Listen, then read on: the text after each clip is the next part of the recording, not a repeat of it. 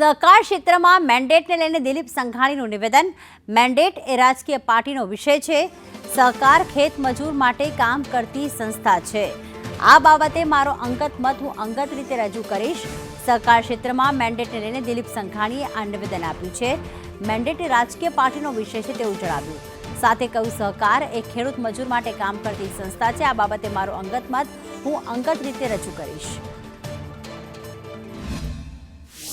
Mandate એ રાજકીય જે તે પોલિટિકલી પાર્ટીનો વિષય છે।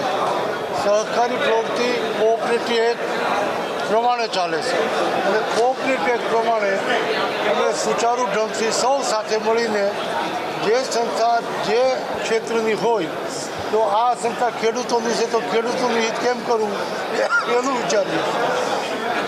અર્બન બેંક હોય તો શહેરી વિસ્તારના વેપારી અને શહેરમાં રહેતા લોકોના કલ્યાણ માટેની યોજનાઓ બનાવીને જે કેન્દ્રની યોજના છે એ પ્રમાણે ચલાવે છે। મજદૂર સંઘ હોય કોઓપરેટિવ તો મજૂરોના કલ્યાણ માટે એ કામ કરે છે। એટલે કાયદાકીય વ્યવસ્થાઓ જે તે સહકારી સંસ્થા એના બાયલો પ્રમાણે કામ કરે છે।